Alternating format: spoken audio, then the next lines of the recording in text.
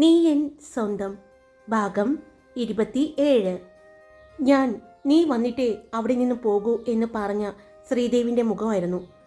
അല്പസമയത്തിന് ശേഷം അമ്പലത്തിലെ പാർക്കിങ്ങിലേക്ക് കയറി. മഴ നന്നായി തന്നെ പെയ്തു. കാറ്റും ഇടിമിന്നലും ഉണ്ട്. അവൾ നന്നായി വിറയ്ക്കുന്നുണ്ടായിരുന്നു. സ്ട്രീറ്റ് ലൈറ്റിൻ്റെയും അമ്പലത്തിൻ്റെ അവിടുത്തെ ലൈറ്റിൻ്റെയും വെട്ടം ഉണ്ടായിരുന്നു. എങ്കിലും അവൾക്ക് നല്ല പേടിയുണ്ടായിരുന്നു. രാത്രി കാലങ്ങളിൽ അമ്പലത്തിൻ്റെ ഭാഗത്തെല്ലാം ഭിക്ഷയാചിക്കുന്ന ആളുകളും മറ്റും കിടക്കുന്നുണ്ടാവും എന്ന് അവൾക്ക് തോന്നി.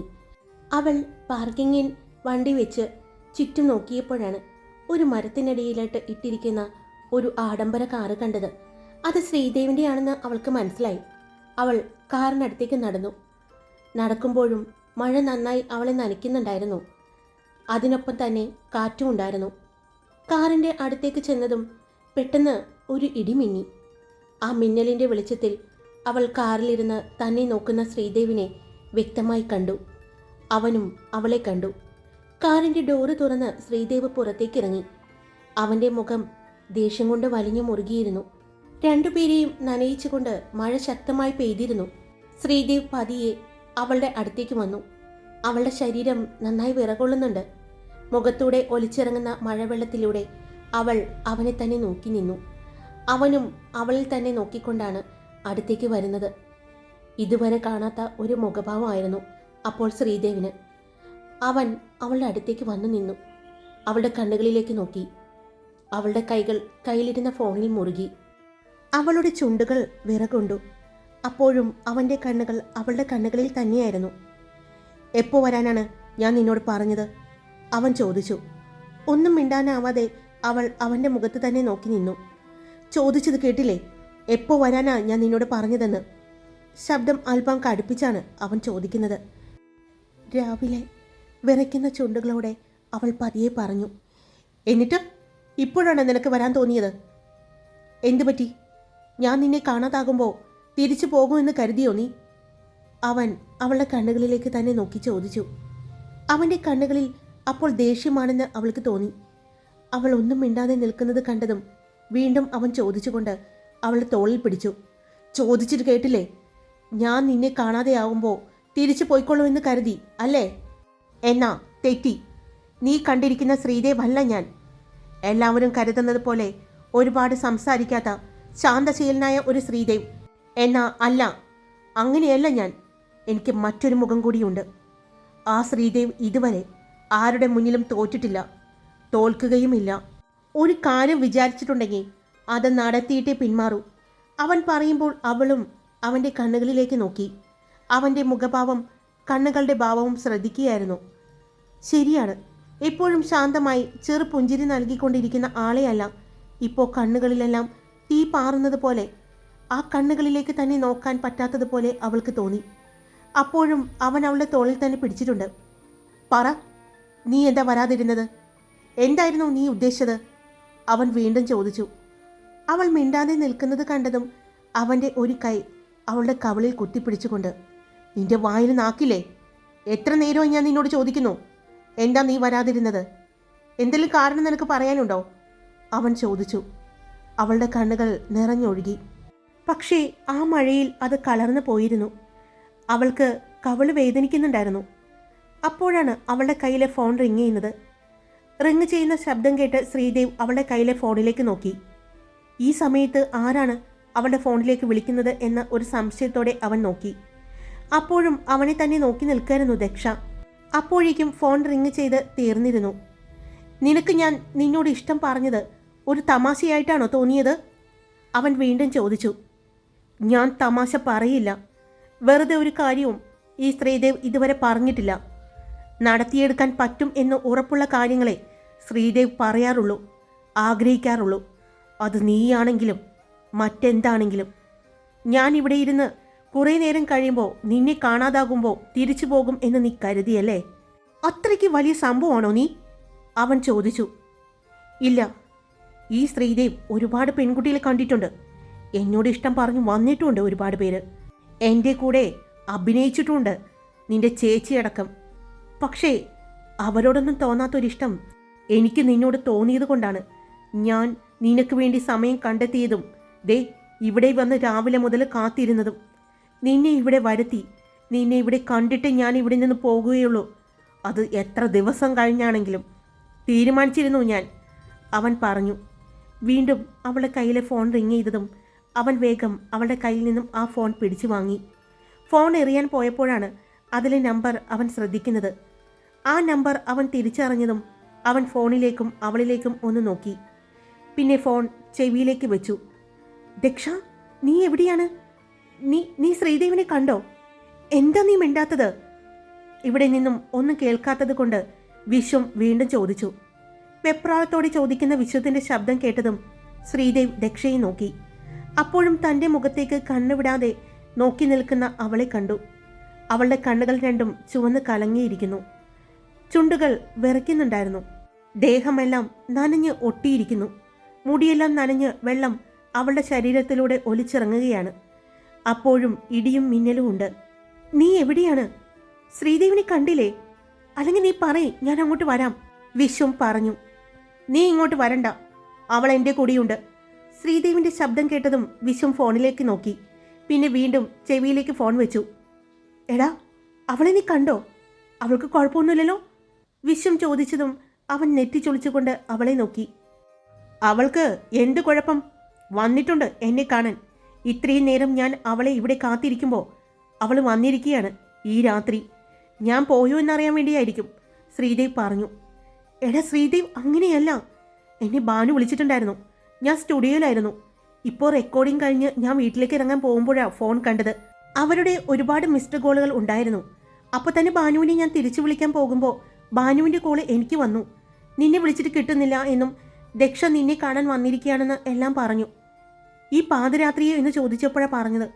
അവൾക്ക് നല്ല പനിയായിരുന്നു. ഹോസ്പിറ്റലിൽ കൊണ്ടുപോകാൻ വേണ്ടി ഇരിക്കുകയായിരുന്നു. പിന്നെ ഡോക്ടർ വീട്ടിൽ വന്ന് ഇഞ്ചക്ഷൻ ചെയ്തു.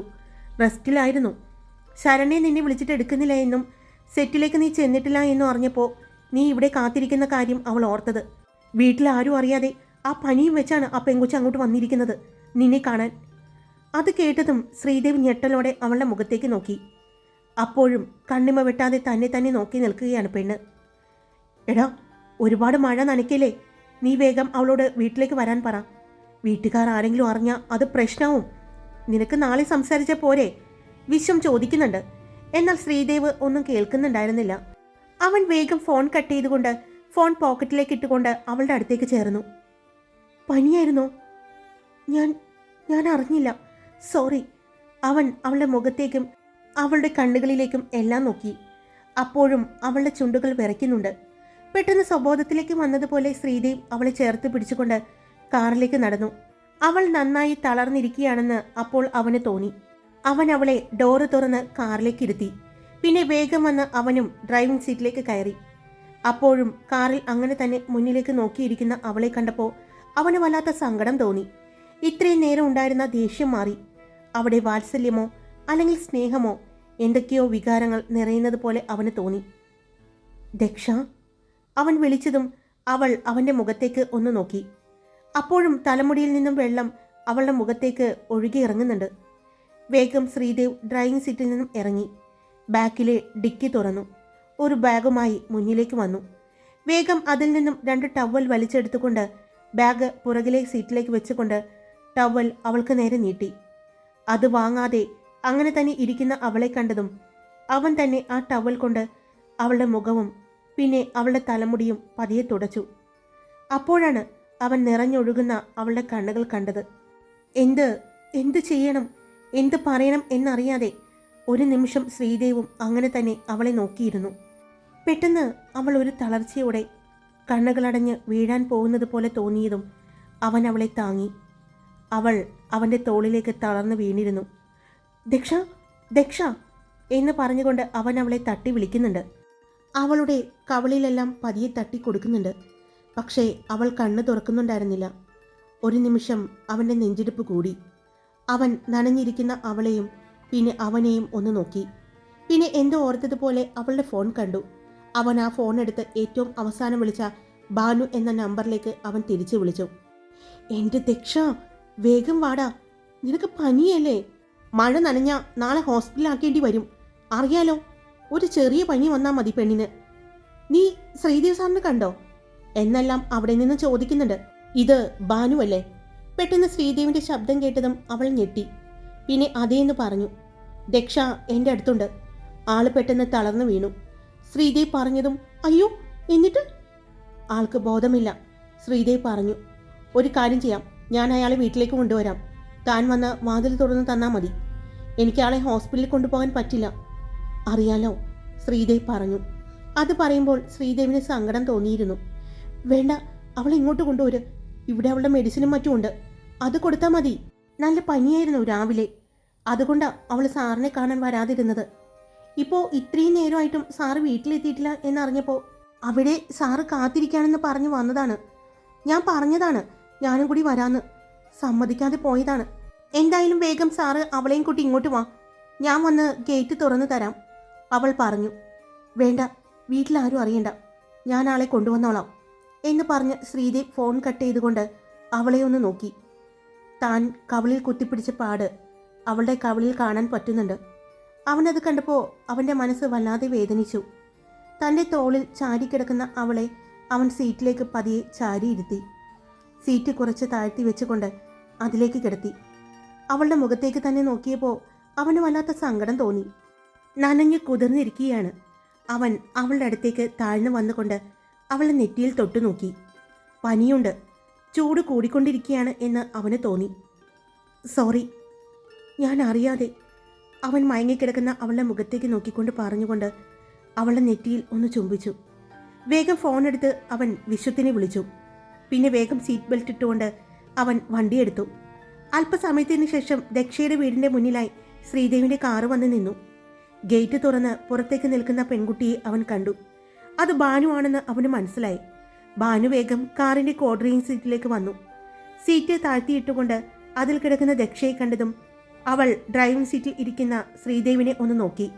അവനും ദക്ഷയെ നോക്കുകയായിരുന്നു. പിന്നെ വേഗം സീറ്റ് ബെൽറ്റ് അഴിച്ചുകൊണ്ട് ഡ്രൈവിംഗ് സീറ്റിൽ നിന്നും അവൻ ഇറങ്ങി. കോ ഡ്രൈവിംഗ് സീറ്റിൻ്റെ അടുത്തേക്ക് വന്നു.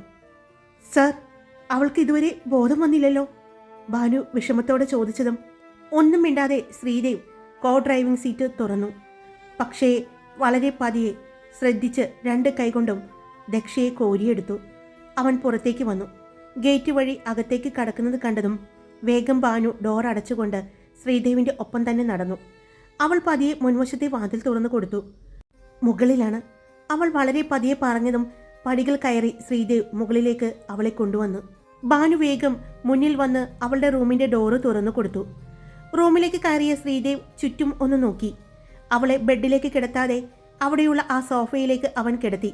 സാർ, ബെഡിലേക്ക് കിടത്തായിരുന്നു, ഭാനു പറഞ്ഞു. വേണ്ട, ആളുടെ ഡ്രസ്സ് എല്ലാം മാറ്റണം, എന്നിട്ട് ബെഡിൽ കിടത്തിയാൽ മതി, ഇല്ലെങ്കിൽ ബെഡ് നനയും, ശ്രീദേവ് പറഞ്ഞു. താൻ ചെന്ന് ഒരു ടവൽ എടുത്തിട്ട് വാ, പിന്നെ ഇയാളുടെ ഒരു ഡ്രസ്സും. ശ്രീദേവ് പറഞ്ഞതും എടുത്തിട്ട് വരാമെന്ന് പറഞ്ഞ് തിരിഞ്ഞ ഭാനു പെട്ടെന്നാണ് അവൻ പറഞ്ഞത് എന്താണെന്ന് കേട്ടത്. അവൾ ഞെട്ടിത്തിരിഞ്ഞ് ശ്രീദേവിനെ തന്നെ നോക്കി. തന്നെ നോക്കി നിൽക്കുന്ന അവളെ കണ്ടതും ചെല്ല്, എടുത്തിട്ട് വാ, പതിഞ്ഞതാണെങ്കിലും വളരെ ഉറച്ച ശബ്ദത്തിൽ അവൻ പറഞ്ഞു. അവൾ വേഗം തന്നെ ചെന്ന് കബോർഡ് തുറന്നു. ഒരു ടവലും അവൾക്ക് മാറാനുള്ള ഡ്രസ്സുമായിട്ട് വന്നു. അവൻ സോഫയിലേക്ക് ഇരുന്നു കൊണ്ട് അവളെ പതിയെ എഴുന്നേൽപ്പിച്ച് അവൻ്റെ നെഞ്ചിലേക്ക് ചേർത്തിരുത്തി. എന്നിട്ട് ഭാനുവിനോട് അവളുടെ തലമുടി തുടച്ചു കൊടുക്കാൻ പറഞ്ഞു. അവൾ വേഗം അവളുടെ പുറകിൽ വന്ന് നിന്നുകൊണ്ട് അവളുടെ മുടി നന്നായി തുടച്ചു കൊടുത്തു. അവൻ്റെ നെഞ്ചിലേക്ക് ചേർത്ത് പിടിച്ചിരിക്കുകയാണ് അപ്പോഴും ദക്ഷയെ. അവൾ തല തുടച്ച് നിവർന്നതും ശ്രീദേവ് ദക്ഷയുടെ തലമുടിയിൽ പിടിച്ചു നോക്കുന്നുണ്ട്. ദാ ഇവിടെ കൂടി ഒന്ന് തുടയ്ക്ക് എന്ന് പറഞ്ഞ് അവളുടെ മുടിയുടെ കുറച്ച് ഭാഗം മാറ്റി കാണിച്ചു. അവളുടെ മുടിക്ക് ഉള്ളിലേക്കാണ് അവൻ കാണിക്കുന്നത്. അവൾ വീണ്ടും അവളുടെ മുടി വകഞ്ഞു മാറ്റിക്കൊണ്ട് തലമുടിയുടെ ഭാഗം ഉൾഭാഗമെല്ലാം തുടച്ചു കൊടുത്തു. കഴിഞ്ഞു, അവൾ പറഞ്ഞു. തുടച്ചു കഴിഞ്ഞതും അവൻ അവളെ സോഫയിലേക്ക് കിടത്തി. ഞാൻ മാറിത്തരാം, താൻ ഈ നനഞ്ഞ ഡ്രസ്സൊന്ന് മാറ്റിക്കൊടുക്ക്, ശ്രീദേവ് പറഞ്ഞതും അവൾ അവനെയൊന്ന് നോക്കി. എന്തു പറ്റി? അത് അവൾ കണ്ണു തുറന്നിരുന്നെങ്കിൽ, അല്ലാതെ എനിക്ക് അവളെ എന്തോ പറയാൻ വന്നതും ശ്രീദേവ് അവിടെ നിന്നും എഴുന്നേറ്റു. പിന്നെ ചുറ്റും നോക്കി. അവിടെ ടേബിളിലെ ചെയറിലായി ഇട്ടിരിക്കുന്ന ഒരു ഷോള് കണ്ടതും അവൻ അത് ചെന്ന് എടുത്തു. അവൻ ചെയ്യുന്നത് നോക്കിക്കൊണ്ട് നിൽക്കായിരുന്നു അവൾ. ഒന്നും മനസ്സിലാകുന്നുണ്ടായിരുന്നില്ല. ശ്രീദേവ് അത് എടുത്തുകൊണ്ടുവന്ന് അവൻ്റെ കണ്ണുകൾ കെട്ടുന്നത് കണ്ടതും ഇയാളിത് എന്തി കാണിക്കുന്നത് എന്നുള്ള രീതിയിലാണ് അവൾ നോക്കിയത്. ഞാൻ നേരത്തെ ഇരുന്നത് പോലെ ഇയാളെ തൻ്റെ ദേഹത്തേക്ക് ചേർത്തെടുത്ത് എന്നിട്ട് പതിയെ ചുരിദാറിൻ്റെ ഭാഗം പൊക്കിത്തന്ന ഞാൻ ഉരി മാറ്റിക്കോളാം, ശ്രീദേവ് പറഞ്ഞു. കാര്യം മനസ്സിലായത് ബാനു ശ്രീദേവ് പറഞ്ഞതുപോലെ തന്നെ അവളെ ചേർത്തിരുത്തി ചുരിദാറിൻ്റെ ഭാഗം മുകളിലേക്ക് പൊക്കിക്കൊടുത്തു. ശ്രീദേവിലേക്ക് അവളുടെ ചുരിദാറിൻ്റെ ഭാഗം കൊടുത്തതും അവൻ പതിയെ അത് മുകളിലേക്ക് പൊക്കിയെടുത്തു. പെട്ടെന്ന് ആ അവസ്ഥയിൽ ദക്ഷയെ കണ്ട ബാനുവിൻ്റെ കണ്ണുകൾ നിറഞ്ഞു. നനഞ്ഞ ഡ്രസ്സിട്ട് കഴിഞ്ഞാൽ അവൾക്ക് പനി കൂടുകയേ ഉള്ളൂ എന്ന് അറിയാവുന്നത് കൊണ്ട് അവൾ വേഗം അവളുടെ ഇന്നറും അഴിച്ചു മാറ്റി. വേഗം അവൾ തന്നെ അവൾ എടുത്തു വെച്ച ഡ്രസ്സ് തലവഴി ഇട്ടുകൊടുത്തു. പിന്നെ പതിയെ അവളെ സോഫയിലേക്ക് കിടത്തി. പതിയെ വലിച്ചു വലിച്ച് താഴേക്കാക്കി അവളുടെ ചുരിദാറിൻ്റെ പാൻറ്റും എല്ലാം അവൾ അഴിച്ചു മാറ്റി. കഴിഞ്ഞു. അത് അവിടെ നിന്ന് മാറ്റിയതിന് ശേഷമാണ് ബാനു പറഞ്ഞത്. ശ്രീദേവ് കണ്ണിൽ കെട്ടിയിരുന്ന തുണി എടുത്തു മാറ്റി അവളെ നോക്കി. വാടിത്തളർന്ന് അപ്പോഴും കിടക്കുന്നത് കണ്ടതും ശ്രീദേവ് അവളെ 2 കൈയാലും കോരിയെടുത്തുകൊണ്ട് ബെഡിൽ കൊണ്ടുവന്ന് കിടത്തി. ബ്ലാങ്കറ്റ് എടുത്ത് അവളുടെ നെഞ്ചുവരെ പുതപ്പിച്ചു കൊടുത്തു. ഇതെല്ലാം നോക്കി നിന്ന ബാനുവിൽ ഒരു അമ്പരപ്പായിരുന്നു. പിന്നെ അവൻ ഫോൺ എടുത്ത് അവിടെയുള്ള സോഫയിൽ ഇരിക്കുന്നത് കണ്ടതും ഇയാളെന്താ പോകാത്തത് എന്നുള്ള രീതിയിൽ ബാനു ഒന്ന് നിന്നു. പിന്നെ രണ്ടും കൽപ്പിച്ച് ചോദിച്ചു, സാറ് പൊയ്ക്കോ, ആരെങ്കിലും കണ്ടാൽ പ്രശ്നമാവും. അവൾ പറഞ്ഞിട്ടും യാതൊരു കൂസലുമില്ലാതെ ആ സോഫയിൽ തന്നെ അവൻ ഇരുന്നു. അപ്പോഴാണ് ദക്ഷയുടെ ഫോൺ അവൻ്റെ കയ്യിലിരുന്ന് റിങ് ചെയ്യുന്നത്. ഫോൺ എടുത്തതും വിശ്വമായിരുന്നു. എടാ, ഞങ്ങൾ പുറത്തുണ്ട്, വിശ്വം പറഞ്ഞു. ഗേറ്റിനടുത്ത് വണ്ടി ഒതുക്കിയിട്ട് നിങ്ങൾ ഇറങ്ങി ഇങ്ങോട്ട് പോര്. മുന്നിൽ വാതിലടച്ചോ? അവൻ മുന്നിൽ നിൽക്കുന്ന ബാനുവിനോട് ചോദിച്ചു. അവൾ യാന്ത്രികമായി തന്നെ ഇല്ല എന്ന് തലയണക്കി. അവൾക്ക് ഒന്നും മനസ്സിലാകുന്നുണ്ടായിരുന്നില്ല. കയറി മുകളിലേക്ക് പോര്, ഞാൻ ഇവിടെ ഉണ്ടാകും, ശ്രീദേവ് പറഞ്ഞ് ഫോൺ കട്ട് ചെയ്തു. അപ്പോഴും അവൻ ചെയ്യുന്നത് മനസ്സിലാകാതെ നിൽക്കായിരുന്നു ബാനു. പെട്ടെന്ന് ശ്രീദേവ് എഴുന്നേറ്റ് ഡോറ് തുറന്ന് പുറത്തേക്ക് നിൽക്കുന്നത് കണ്ടതും അവൻ്റെ അടുത്ത് ആരൊക്കെയോ പതുക്കെ വരുന്നതും അവൻ അവരെയും കൊണ്ട് അകത്തേക്ക് കയറുന്നതും ബാനു കണ്ടു. അത് വിശ്വവും റോയും ശങ്കറും ആയിരുന്നു. റോയ്, ഒന്ന് നോക്ക്, ശ്രീദേവ് പറഞ്ഞതും റോയ് വേഗം ചെന്ന് ദക്ഷയെ പരിശോധിക്കുന്നത് കണ്ടു. എന്നാൽ അതെല്ലാം കണ്ട ഞെട്ടലിൽ നിന്ന് ബാനുവിൻ്റെ അടുത്തേക്ക് വിശ്വം ചെന്നു. അവളുടെ നിൽപ്പ് കണ്ട് അവന് ചിരി വന്നു. എടോ, എന്താടോ താനിങ്ങനെ നിൽക്കുന്നത്? പതിയെ ശബ്ദം താഴ്ത്തി വിശ്വം ചോദിച്ചു. അത് നിങ്ങളുടെ കൂട്ടുകാരനല്ലേ? അയാൾ എന്തിനാ ദക്ഷയെ നോക്കുന്നത്? അവനൊരു ഡോക്ടർ കൂടിയാണ്. ശ്രീദേവിൻ്റെ ഹോസ്പിറ്റലിലെ ഡോക്ടറും അവൻ്റെ എല്ലാ ഹോസ്പിറ്റലിലെയും കാര്യങ്ങൾ നോക്കുന്നതും അവനാണ്. വിശ്വം പറഞ്ഞതും അവൾ അവനെ നോക്കി. അവൻ അതേ എന്ന് തലയണക്കി. ശ്രീദേവ്, ആൾക്ക് നല്ല പനിയാണ്, ബോഡി നല്ല വീക്കാണ്. പനിയായിരുന്ന സമയത്ത് തന്നെയാണ് മഴ നനഞ്ഞിരിക്കുന്നത്. അതുകൊണ്ട് ഡ്രിപ്പ് ഇടുന്നതായിരിക്കും കുറച്ചുകൂടി നല്ലത്. പിന്നെ ഒരു ഇഞ്ചക്ഷൻ കൂടി കൊടുത്തു കഴിഞ്ഞാൽ ഈ കുട്ടി ഓക്കെ ആകും. ശരി, നീ കൊണ്ടുവന്നിട്ടുണ്ടോ മെഡിസിനും മറ്റും? നീ പറഞ്ഞത് കൊണ്ട് ഞാനെല്ലാം എടുത്തു വന്നിട്ടുണ്ട് എന്ന് പറഞ്ഞതും ശങ്കർ അവൻ്റെ കയ്യിലേക്ക് ബാഗ് കൊടുത്തു. വേഗം ബാഗ് തുറന്ന് അവൾക്ക് ഒരു ഇഞ്ചക്ഷൻ കൊടുത്തു. അതിനുശേഷം ഡ്രിപ്പ് ഇടാൻ നോക്കി. ഡ്രസ്സ് തൂക്കിയിട്ടിരിക്കുന്ന ഒരു കുഞ്ഞ് സ്റ്റാൻഡ് കണ്ടതും അതെടുത്തുകൊണ്ട് വന്ന് വെച്ച് അതിലേക്ക് ഡ്രിപ്പ് തൂക്കിയിട്ടു. ഈ ഡ്രിപ്പ് കയറിക്കഴിഞ്ഞാൽ ആൾ ഓക്കെ ആകും. പിന്നെ ഉറങ്ങി എഴുന്നേൽക്കുമ്പോൾ പനിയെല്ലാം മാറിയിട്ടുണ്ടാകും, റോയ് പറഞ്ഞു. എന്നാൽ പിന്നെ നിങ്ങൾ പോയിക്കോ, ഞാൻ വന്നോളാം, ശ്രീദേവ് പറഞ്ഞു. ഈ ഡ്രിപ്പ് തീരുമ്പോൾ എങ്ങനെ എടുക്കണമെന്ന് നിനക്കറിയില്ലേ? റോയ് ചോദിച്ചു. അറിയാം. എന്നാൽ പിന്നെ ഞങ്ങൾ ഇറങ്ങുകയാണ്, നീ വേഗം വന്നേക്കണം. ഇവിടെ ആരും അറിഞ്ഞ് പ്രശ്നം ഉണ്ടാകരുത്. പിന്നെ ദേ നിന്റെ ഡ്രസ്സ് കൂടി നീ പറഞ്ഞത് കൊണ്ട് ഞാൻ എടുത്തതാണ് എന്ന് പറഞ്ഞ് ഒരു ബാഗ് ശങ്കർ അവൻ്റെ കയ്യിലേക്ക് കൊടുത്തു. എന്നാൽ പിന്നെ ഞങ്ങൾ ഇറങ്ങുകയാണ് എന്ന് പറഞ്ഞ് ഇപ്പോൾ വന്ന 3 പേരും ഇറങ്ങിപ്പോകുന്നതും ബാനു കണ്ടു. ശ്രീദേവ് ബാനുവിനെ ഒന്ന് നോക്കി. താൻ ചെന്ന് താഴെയുള്ള ഡോർ അടച്ചിട്ട് വാ, ഈ ഡ്രിപ്പ് തീർന്നിട്ടേ ഞാൻ പോകൂ, ശ്രീദേവ് പറഞ്ഞതും ബാനു അമ്പരപ്പോടെ അവനെ നോക്കി. ചെല്ലടോ, ഇനി ആരെങ്കിലും എഴുന്നേറ്റ് വന്ന് വാതിൽ തുറന്ന് കിടക്കുന്നത് കണ്ട സംശയം തോന്നും, ശ്രീദേവ് പറഞ്ഞതും വേഗം ബാനു റൂമിൽ നിന്നും താഴേക്ക് ചെന്നു. മുൻവാതിലെല്ലാം അടച്ചുകൊണ്ട് അവൾ വീണ്ടും മുകളിലേക്ക് വരുമ്പോൾ ശ്രീദേവ് വാഷ്റൂമിലാണെന്ന് അവൾക്ക് മനസ്സിലായി. ഈശ്വര, ഇതെന്തൊക്കെയാ കാണുന്നത് എന്ന് നെഞ്ചിൽ കൈവച്ചുകൊണ്ട് അവൾ സോഫയിലേക്കിരുന്നു. കണ്ടതൊന്നും സംഭവിച്ചതൊന്നും വിശ്വസിക്കാൻ പറ്റാത്ത ഞെട്ടലിലായിരുന്നു ബാനു. ഹായ്, എല്ലാവരും സുഖമായിട്ടിരിക്കുന്നോ? ഞാൻ സുഖമായിട്ടിരിക്കുന്നു. നല്ല മഴയാണേ. വോയിസിൽ മഴയുടെ കുറച്ച് ഭാഗങ്ങൾ കയറിയിട്ടുണ്ടാവുമെന്ന് എനിക്ക് തോന്നുന്നു. എന്തായാലും സ്റ്റോറി ഞാൻ ഇട്ടിട്ടുണ്ട്, അഭിപ്രായം ഒന്ന് പറഞ്ഞേക്കണേ. നിങ്ങൾക്ക് ഇഷ്ടപ്പെട്ട ലൈക്ക് ചെയ്യാനും സബ്സ്ക്രൈബ് ചെയ്യാനും മറക്കരുത് കേട്ടോ. Love you all. It's me Karthika.